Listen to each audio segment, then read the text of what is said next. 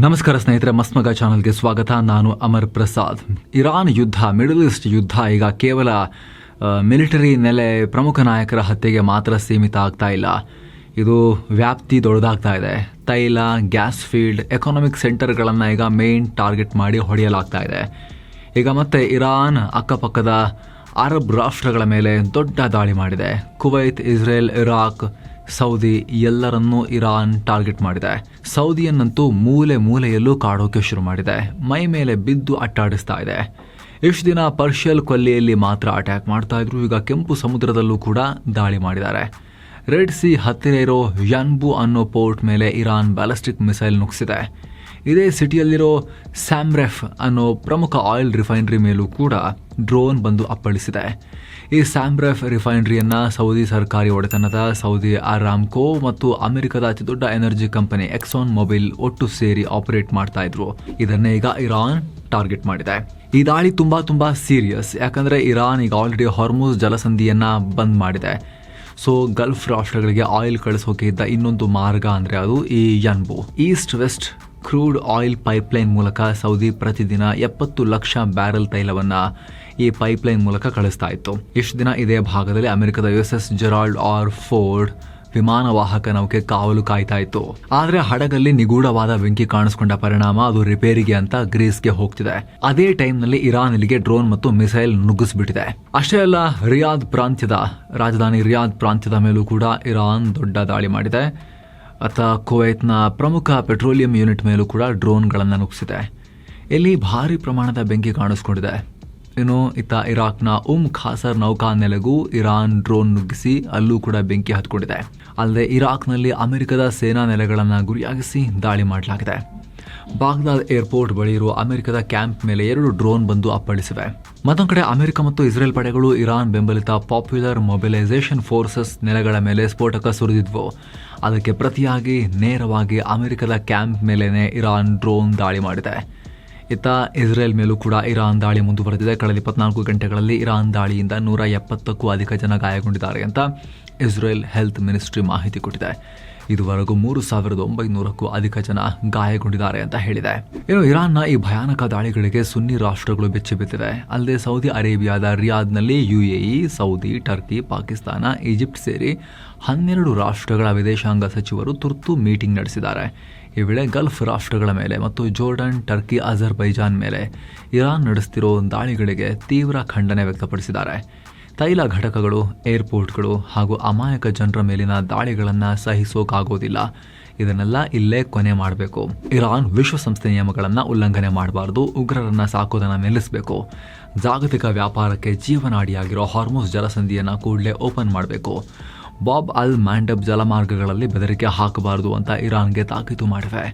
ಇದೇ ವೇಳೆ ಲೆಬನಾನ್ ಮೇಲೆ ದಾಳಿ ಮಾಡ್ತಿರೋ ಇಸ್ರೇಲ್ ವಿರುದ್ಧವೂ ಈ ನಾಯಕರು ಆಕ್ರೋಶ ವ್ಯಕ್ತಪಡಿಸಿದ್ದಾರೆ. ಲೆಬನಾನ್ನ ಭದ್ರತೆಗೆ ನಮ್ಮ ಸಂಪೂರ್ಣ ಬೆಂಬಲ ಇದೆ ಅನ್ನೋ ಹೇಳಿಕೆಯನ್ನು ಕೊಟ್ಟಿದ್ದಾರೆ. ಒಮಾನ್ ಇರಾನ್ ಪರವಾಗಿ ಬ್ಯಾಟ್ ಬೀಸಿದೆ. ಅಮೆರಿಕದ ಟ್ರಂಪ್ ಸರ್ಕಾರ ಇರಾನ್ ಮೇಲೆ ಯುದ್ಧ ಸಾರಿರೋದು ದೊಡ್ಡ ತಪ್ಪು ಅಂತ ಒಮಾನ್ ಹೇಳಿದೆ. ಈ ಯುದ್ಧದಿಂದ ಅಮೆರಿಕ ತನ್ನ ವಿದೇಶಾಂಗ ನೀತಿಯ ಮೇಲಿನ ಕಂಟ್ರೋಲ್ ಕಳ್ಕೊಂಡಿದೆ. ಇಸ್ರೇಲ್ ಮಾತು ಕೇಳಿ ಅಮೆರಿಕ ಈ ಅನಗತ್ಯ ಯುದ್ಧಕ್ಕೆ ಕೈ ಹಾಕಿದೆ. ಇದರಿಂದ ಯಾರಿಗೂ ಲಾಭ ಇಲ್ಲ. ಫೆಬ್ರವರಿ 28ನೇ ತಾರೀಕು ಇರಾನ್ ಜೊತೆಗಿನ ಶಾಂತಿ ಮಾತುಕತೆ ಒಂದು ಹಂತಕ್ಕೆ ಬಂದು ಒಪ್ಪಂದ ಆಗುವ ಲಕ್ಷಣಗಳು ಕಂಡಿದ್ವು. ಅಷ್ಟರಲ್ಲೇ ಇಸ್ರೇಲ್ ಮತ್ತು ಅಮೆರಿಕ ಇರಾನ್ ಮೇಲೆ ದಾಳಿ ಮಾಡೇ ಬಿಟ್ರು. ಇದಕ್ಕೆ ನಮ್ಮ ಖಂಡನೆ ಇದೆ ಅಂತ ಒಮಾನ್ ವಿದೇಶಾಂಗ ಸಚಿವ ಬದ್ರ್ ಅಲ್ಬುಸೈದಿ ಹೇಳಿಕೆಯನ್ನು ಕೊಟ್ಟಿದ್ದಾರೆ. ಅಲ್ಲದೆ ಈ ಯುದ್ಧದಿಂದ ಗಲ್ಫ್ ರಾಷ್ಟ್ರಗಳ ನೆಮ್ಮದಿ ಹಾಳಾಗಿದೆ. ವಿಶ್ವದ ಎಕಾನಮಿಗೆ ಪೆಟ್ಟು ಬಿದ್ದಿದೆ. ಇಸ್ರೇಲ್ ಬನ್ನಿ ಗೆಲ್ಲಬಹುದು ಇದನ್ನು ಆರಾಮಾಗಿ ಅಂಥೇಳಿ ಅಮೆರಿಕವನ್ನ ಯಾಮಾರಿಸಿರ್ಬೋದು ಅಥವಾ ಮನವೊಲಿಸಿರ್ಬೋದು. ಆದರೆ ನಿಜಕ್ಕೂ ಈ ಯುದ್ಧ ಗೆಲ್ಲಬೇಕಾದ್ರೆ ಅಮೆರಿಕನ್ ಸೈನಿಕರು ನೆಲಕ್ಕೆ ಇಳಿದು ಹೋರಾಡಲೇಬೇಕಾಗಿರೋ ಪರಿಸ್ಥಿತಿ ಬರುತ್ತೆ.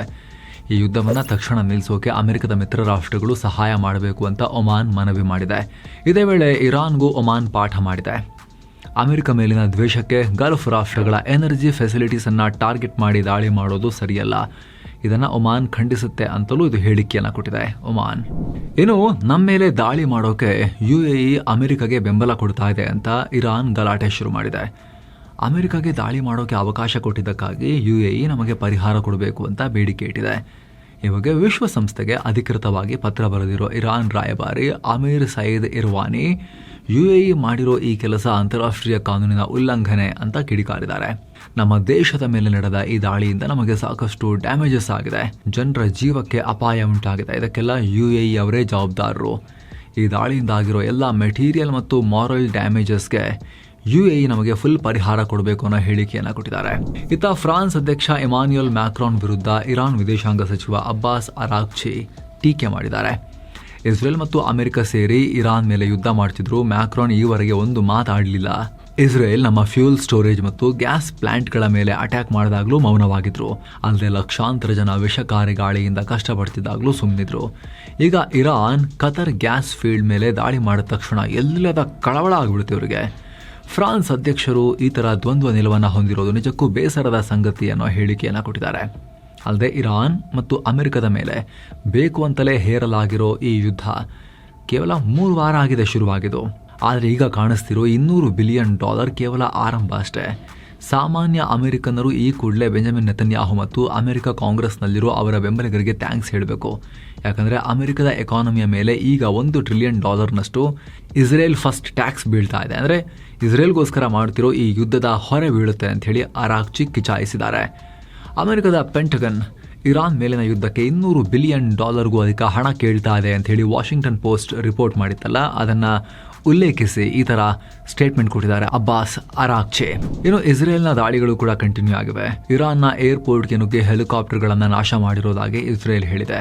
ಇರಾನ್ನ ಹಮ್ದನ್ ಪ್ರಾಂತ್ಯದಲ್ಲಿರೋ ಸನಂದಾಜ್ ಏರ್ಪೋರ್ಟ್ ಮೇಲೆ ದಾಳಿ ಮಾಡಿ ಅಲ್ಲಿನ MI-17 ಹೆಲಿಕಾಪ್ಟರ್ ಒಂದನ್ನು ಪುಡಿ ಮಾಡಿರೋದಾಗಿ ಇಸ್ರೇಲ್ ಸೇನೆ ಮಾಹಿತಿ ಕೊಟ್ಟಿದೆ. ಬುಧವಾರ ನಡೆದ ಈ ದಾಳಿ ಬಗ್ಗೆ ಇಸ್ರೇಲ್ ಆರ್ಮಿ ಮಾಹಿತಿ ಕೊಟ್ಟಿದ್ದು, ನಮಗೆ ಸಿಕ್ಕ ಪಕ್ಕಾ ಇಂಟೆಲಿಜೆನ್ಸ್ ಮಾಹಿತಿಯನ್ನು ಆಧರಿಸಿ ಈ ಆಪರೇಷನ್ ಮಾಡಿದೀವಿ ಅಂತ ತಿಳಿಸಿದೆ. ಇನ್ನು ಇರಾನ್ನ ಮಿಸೈಲ್ ದಾಳಿಯಿಂದ ಇಸ್ರೇಲ್ನ ಟೆಲ್ ಅವ್ಯೂನಲ್ಲಿ ಬಿಲ್ಡಿಂಗ್ ಡ್ಯಾಮೇಜ್ ಆಗಿದೆ. ಏನೋ ಮಿಡಲ್ ಈಸ್ಟ್ ನ ಸಂಘರ್ಷದಲ್ಲಿ ಇಲ್ಲಿವರೆಗೆ ಎಷ್ಟು ಸಾವು ನೋವುಗಳಾಗಿವೆ ಅನ್ನೋ ಬಗ್ಗೆ ಅಲ್ ಜಜೀರಾ ಮಾಧ್ಯಮ ಲೇಟೆಸ್ಟ್ ರಿಪೋರ್ಟ್ ರಿಲೀಸ್ ಮಾಡಿದೆ. ಫೆಬ್ರವರಿ 28ನೇ ತಾರೀಕು ಶುರುವಾಗಿರೋ ಈ ಯುದ್ಧದಲ್ಲಿ ಇಲ್ಲಿವರೆಗೆ 2,500ಕ್ಕೂ ಅಧಿಕ ಜನ ಮೃತಪಟ್ಟಿದ್ದಾರೆ. ಈ ಪೈಕಿ ಅತಿ ಹೆಚ್ಚು ಅಂದ್ರೆ ಇರಾನ್ ನಲ್ಲಿ 1,444 ಜನ ಪ್ರಾಣವನ್ನ ಕಳ್ಕೊಂಡಿದ್ದಾರೆ. 18,000ಕ್ಕೂ ಅಧಿಕ ಜನ ಗಾಯಗೊಂಡಿದ್ದಾರೆ. ಇನ್ನು ಇಸ್ರೇಲ್ ದಾಳಿಗೆ ಲೆಬನಾನ್ ನಲ್ಲಿ 100 ಮಕ್ಕಳು ಸೇರಿ 968 ಜನ ಪ್ರಾಣ ಕಳ್ಕೊಂಡಿದ್ದಾರೆ. ಇರಾಕ್ ನಲ್ಲಿ 60, ಇಸ್ರೇಲ್ ನಲ್ಲಿ 17, ಹಾಗೆ ಅಮೆರಿಕದ 13 ಯೋಧರು, UAE 8, ಕುವೈತ್ 6, ಸಿರಿಯಾ 4 ಹಾಗೂ ಪ್ಯಾಲೆಸ್ತೇನ್, ಒಮಾನ್ ನಲ್ಲಿ ತಲಾ 3 ಪ್ರಾಣ ಕಳ್ಕೊಂಡಿದ್ದಾರೆ. ಸೌದಿ, ಬಹರೇನ್ ನಲ್ಲಿ ತಲಾ 2 ಮೃತಪಟ್ಟಿದ್ದಾರೆ. ಇರಾಕ್ ನಲ್ಲಿ ನಡೆದ ಡ್ರೋನ್ ದಾಳಿಗೆ ಫ್ರಾನ್ಸ್ ನ ಒಬ್ಬ ಯೋಧ ಮೃತಪಟ್ಟಿದ್ದಾರೆ. ಏನೋ ಹಾರ್ಮುಜ್ ಜಲಸಂಧಿಯನ್ನ ಭಾಗಶಃ ಬಂದ್ ಮಾಡಿರೋದ್ರಿಂದ ಜಾಗತಿಕ ತೈಲ ಬಿಕ್ಕಟ್ಟು ಸೃಷ್ಟಿಯಾಗಿದೆ. ಈ ವಿಚಾರವಾಗಿ ಆಸ್ಟ್ರೇಲಿಯಾ ಈಗ ಎಚ್ಚರಿಕೆಯ ಹೆಜ್ಜೆಗಳನ್ನು ಇಡ್ತಾ ಇದೆ.